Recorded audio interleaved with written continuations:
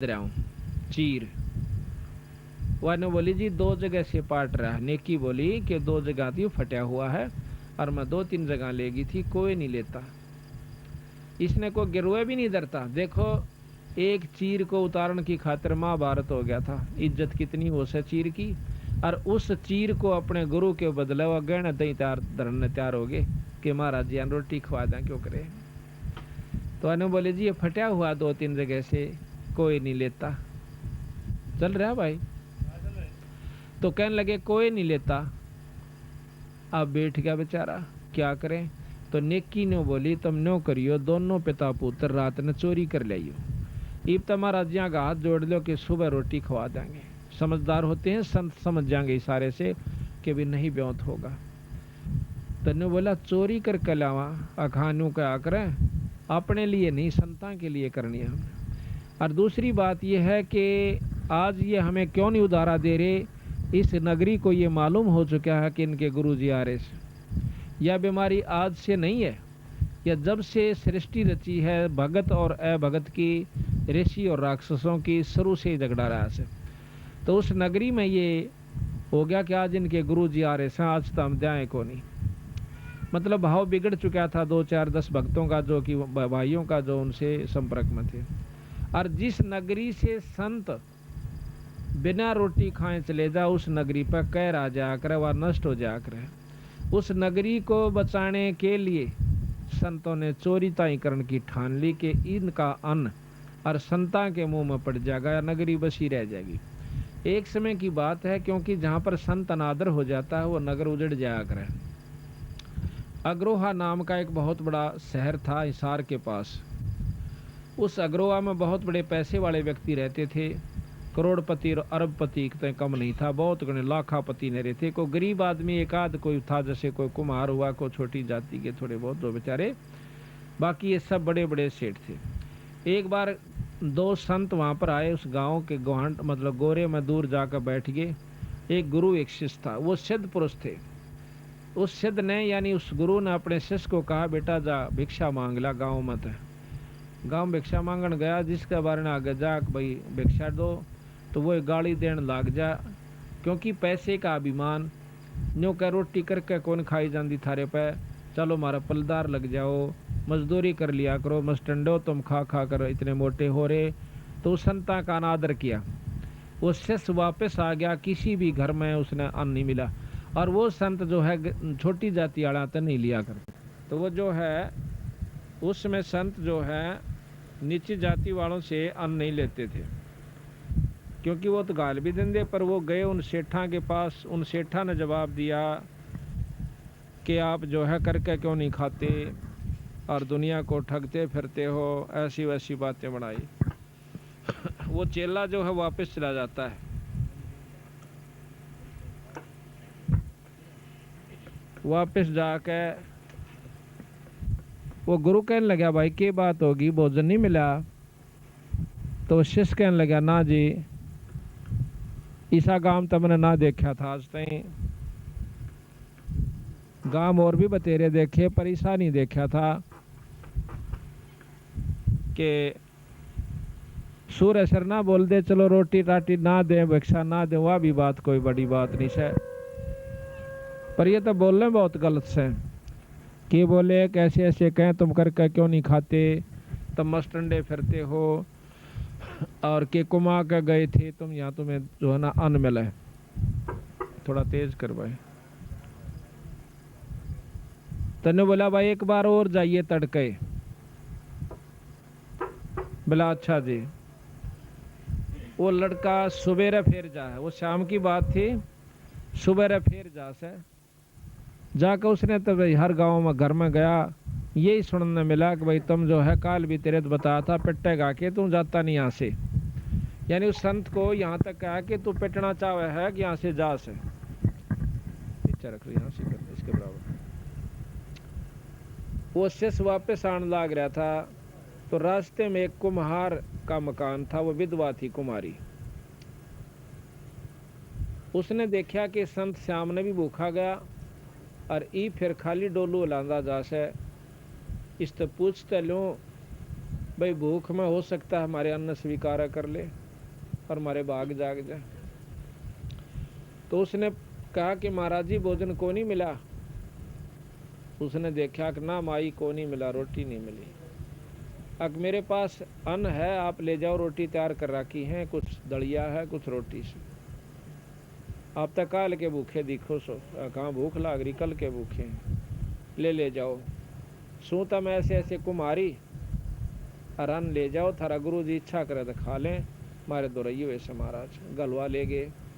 तो वो संत के पास जाके कहने लगा, महाराज जी ऐसे ऐसे ऐसा गंदा काम हमने नहीं देखा, कि संतों को तो देख कर राजी को नहीं। तो कबीर साहब कहते हैं कि आया साधु देख के जो मन में करे मरोड़, वो होगा चूअड़ा फिर बसे गाम की ओर। तो वो गुरु जी कहने लगा, भाई किसने दिया रोटी? कि ऐसे ऐसे भिक्षा गाली, एक माई है, वह विधवा है, कुमारी से, ऐसे उसने सारे लक्षण बताए। वह नो कहती जी मैं भिक्षा तो सांझ ने भी गाल दूं, पर मेरा दिल नहीं ठूक, क्या कदे मारी भिक्षा ना लेंदे हो। मिला भाई बात तो ठीक से, पर न्यो करे उल्टाए जा। उन्हें भोजन खा लिया और न्यो बोला वापस जा, और जाकर न्यो कह दे उस माई ने किस गांव ने छोड़ जाएगी। अब शश ने सोचा देख उस सन तो रोटी दी और उस सन जाकर न्यो को तो गांव छोड़ जा, पर गुरु जी का हुक्म। और साथ में न्यो कह दिए भाई उसके कान से में करो और किसा का बताइए मत ना, आज रात ने यू गांव खत्म हो जाएगा। उस शद ने कहा महात्मा ने, और यहाँ से चल पड़ेगी, जहाँ भी दिन छिप जाए उड़े डट जाएगी, उड़े बस जाएगी वहाँ, और बहुत सुथरी तरिया बसेगी ये आशीर्वाद से। अब वो बुढ़िया ने तो सुना थी ये बात, उसका तो घी बंदगी देख, संत की बात खाली जा नहीं सकती। उसने अपना जो से गधा का ऊपर सारे बच्चे बिठाए, सारा घर का सामान लाद लिया, ऐसा थोड़ा सामान था, और जा कर के वहाँ से चली थी। क्यों 2-2:30 बज गए, शाम के 4 बज गए। चली तो 5-7 किलोमीटर गई थी। जब वह दिन छिप गया वहाँ अपना डेरा डाया, रोटी टूका किया। तो रात के अंदर एक हल्लन आवस है, भूचाल आता है। तो वो अग्रोहा जो गांव था बड़े बड़े सेठों का, रात के 12-12:30 बजे एकदम हल्लन आकर के वो सारा थेड़ हो जाता है। उसमें कोई आदमी नहीं बचा, जितने उसके अंदर थे सब खत्म हो जाते हैं। वो सेठ, वो पैसे वाले वहाँ नष्ट हो जाते हैं, दब कर मर जाते हैं। आज भी उस अग्रोहा के अंदर बहुत बड़ा थेड़ बना हुआ है, और उसके अंदर इतना धन निकलता है कि गवर्नमेंट ने वहाँ खुदवाई बंद कर रखी है। तो क्या हुआ कि सुबह लोगों ने पता चला कि एक गांव गर्क हो गया, भाई ऐसे ऐसे हल्लन आया था। उनको मालूम नहीं था कि ये कहानी ऐसे बन गई। कोई भी जो दुख आपदा प्राकृतिक आती है कि अप्राकृतिक आती है, ये सब अपने किए हुए कर्मों से आकर। फिर पता चला कि उसमें तो एक लड़की औरत बच कर आ रही है, वह बिराना क्यों कर लकड़ियाई और आड़ा इस प्रकार अपने बच्चा ले बैठी से। आस पास के गुआंडा के आदमियों की इतनी उसके प्रति श्रद्धा बन गई, उसने जाकर बोले माई तो बहुत भगवान से बेबे, और नो कर थोड़ा ठाठ तो बस कितना जान की जरूरत नहीं है, और ले तेरे नाम जमीन। यानी आस पास के गामा ने उसके नाम बहुत घनी जमीन कर दी। और बोली जी मैं क्या करूँगी इतनी ज़मीन की, मनता अपना दो रोटी का धंधा चाहिए। वह ज़मीन कर दी। और कोई गांव के आदमी आसपास के वहाँ का बसन लागे, हम भी यही मकान बनावांगे। आज उस कुमारियाँ के नाम तय एक बहुत बड़ा गांव बसा हुआ है, उस कुमारी के नाम तय, उसका नाम कुमारियाँ है। उस गाँव का बहुत बड़ा गाँव हो गया, और वो थेड़ हो गया। तो इस प्रकार जिस गाँव में संत का अनादर किया जाता है, उसकी निंदा की जाती है, वो गांव बसन की बाट नहीं देखे। अगर उसमें साधु नहीं है, भगत नहीं है, तो भगत हैं तो उस गांव को भी बचा लेंगे। तो इस प्रकार इस दुख को देखते हुए सम्मन ने अपनी स्वीकार कर लिया कि इस अच्छा तो चोरी कर लेना भी चोखा, पर हम नहीं खावांगे उस अन्न को। तो उनका लड़का सेव रोज सुना करता कि चोरी करना माँ पाप हो से, जो चोरी करते उनका सत्यानाश हो से। तो वो अपने माता पिता से कहने लगा कि माँ न्यू क्या करें, चोरी करने का नाश हो से। आखा बेटा चोरी करने का नाश जरूर होया करें, पर आज जो चोरी हम कर रहे हैं अपने लिए नहीं कर रहे, परमार्थ के लिए कर रहे हैं। ये संत जब भूखे चले गए बेटा, यू गांव गर्क हो जाएगा। ईसा भी जुल्म हो गया भाई, गरीब आदमी का मेहमान आ जा, उसने टूक ना मिले, वो गाम नहीं है।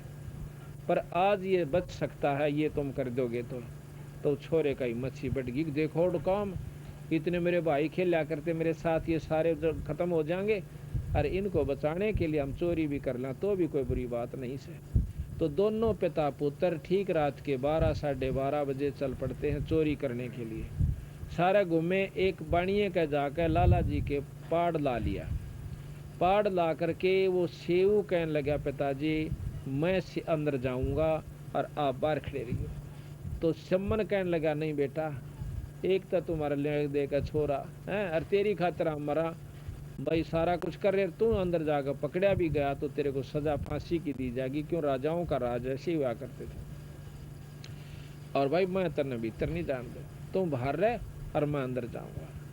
तो उन्होंने बोला, पिताजी मैं फिर भी बच्चा हूँ हैं, और आप बड्डे हो, मने हो सकता माफी भी हो जा, अनजान समझ गए न्यो कह करके, और उस कुंडल में बढ़ जाता है, बाढ़ पाड़ के वहाँ का वो प्रवेश कर जाता है। पर न्यो बोला, बेटा एक काम करिए, 3 शेर 2.5-3 शेर तो फालतू मत लाइए, आमना नहीं चाहिए, 3 महात्मा से उन्होंने खातर चाहिए। तो उसने अंदाजे से सेऊ ने 3 शेर आटा बांध के एक अपने पाटे से कपड़े में और चालन की तैयारी करी। इतने में लाला जी की आंख खुल जाती हैं।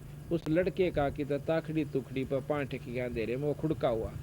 खुड़का होते ही लाला चोर चोर करके उसको पकड़ लेता है, पाड़ में बढ़ते बढ़ते के पाँव पकड़ देता है।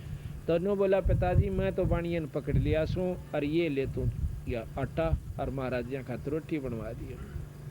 सम्मन रोटी पोटली ठा के 2.5-3 शेर आटे की अपने घर न आ जा से, और लाला जी ने पकड़ के छोरा थाम के बांध दिया।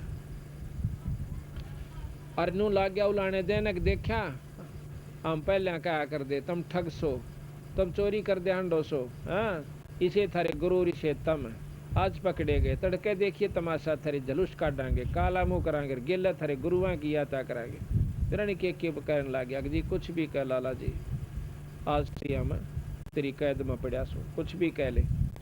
इतने में वो गया घर ने, अगले नेक की रोटी बना दे, वह नेकी कहने लगी छोरा किस्सा के लाला जी ने पकड़ लिया। तो वह ने बोली जुल्म हो गया, छोरा पछाना जाएगा, और नो कहेंगे ये गुरु इनके चोरी करवाने खातिर आ कर दे, हम तो पहले जाना थे। वैसे ही गाँव में नाइड है हमारे से, क्योंकि भगत ने देख कर कोई भी प्रसन्न नहीं हुआ करता। ये पुरानी प्रमाण से सारे देख लो, जब से सृष्टि रची है भगता गेले खइये लाए न, और फिर उनका बक्कल उतरा, किसी ने देख लो आखिर तक की कहानी आपके सामने है। तन्यो कर तो उल्टा जाकर छोरे का सिर काट लिया। देख रोटी तो खवाई ना गई, गुरुआ काड़ा बेचती और करवा दिया हमने, देख कितने नीच व्यक्ति हम। इस ताता तू छोरे ने काट दे, पछाड़ में ना होगा। तो वो गया लेकर तलवार करद हाथ में लेकर के सम्मन चालस है।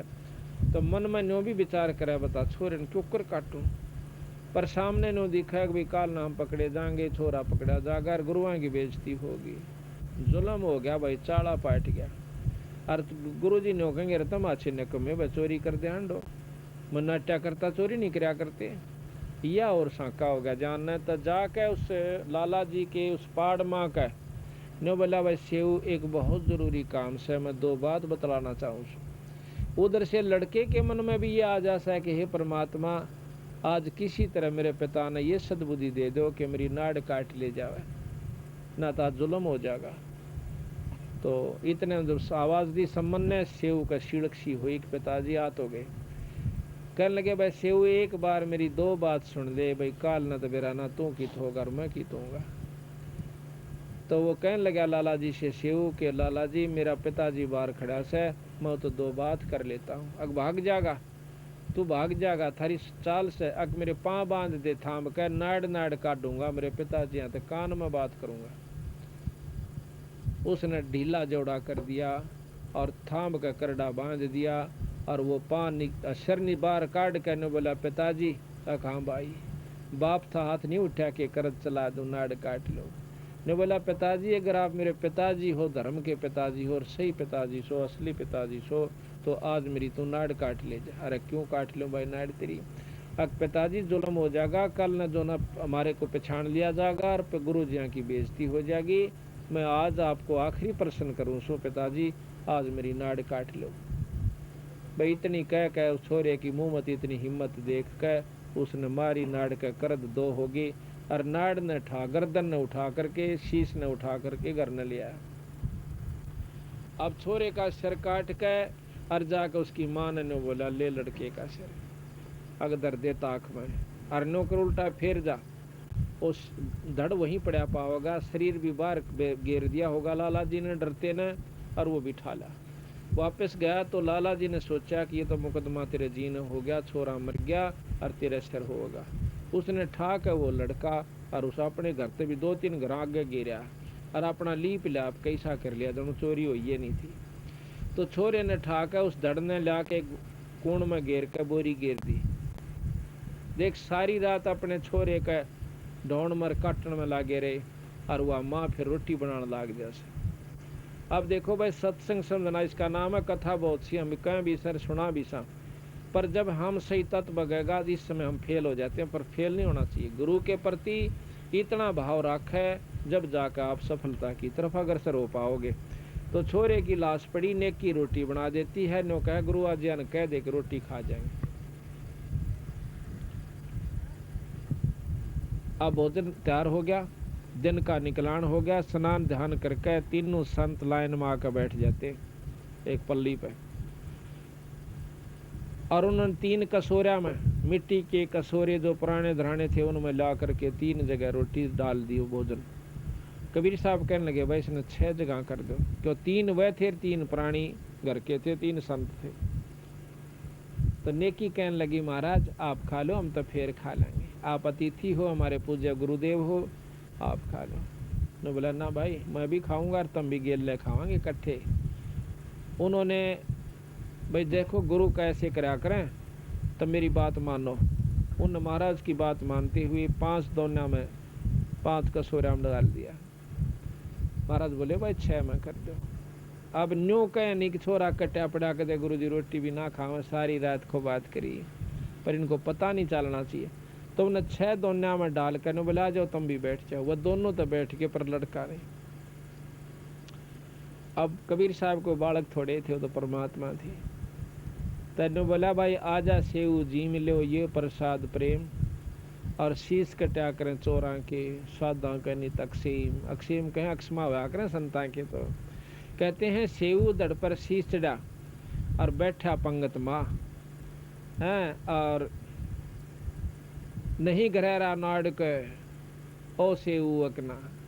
मात पिता भी हैरान रह गए कि तो निशान भी नहीं था कि नाड़ काटी थी। ये ओ सेऊ सै को और कोई सै। सारा ने कट्ठी रोटी खाई और जाकर देख खाए कि छोरा उड़े कटा पड़ा, और यो कोई और उड़े कोई छोरा नहीं था, लव जरूर पड़े थे। वो लड़का बाहर बैठा हुआ। बोल सतगुरुदेव की। भाई से हमारे कबीर भगवान से जो कि इसे काम कर देते हैं, आज भी करते हैं, पुराने तो दूर की बात रही। तो इस प्रकार ये महाराज की शक्ति है, कबीर साहब अनंत करोड़ ब्रह्मांड के भगवान से। इसका नाम सत्संग समझनाउस है। तो कहा ना भाई तन मन शीस ईस अपने पे, तन मन शीस ईस अपने पे, पहलम चोट चढ़ावे जब कोई राम भगत गत पावे हो जी, जब कोई राम भगत गत तन मन शीस ईस अपने पे, तन मन शीस ईस पहलम चोट चढ़ावे जब कोई राम भगत गत पावे हो जी, जब कोई राम भगत गत पावे। सतगुरु तिलक अजपा माला जुगत जटा रखवावे, सतगुरु तिलक अजपा माला जुगत जटा रखवावे। जत को पीन सत का चोला भीतर वेश बनावे जब कोई राम भगत गत पावे ओ जी, जब कोई गत पावे हो जे। तन मन शीस ईस अपने पे, तन मन शीस ईस अपने पे, पहलम चोट चढ़ावे जब कोई राम भगत गत पावे हो जे। जब कोई राम भगत गत आन लोक लाज मर्याद जगत की, तृण ज्यों तोड़ बगावे। लोक लाज मर्याद जगत की, तृण ज्यों तोड़ बगावे। कामणी कनक जहर कर जान, शहर अगमपुर जावे जब कोई राम भगत गत पावे हो जी। जब कोई राम भगत तन मन शीस ईस अपने पे, तन मन शीस अपने पे, पहलम चोट चढ़ावे जब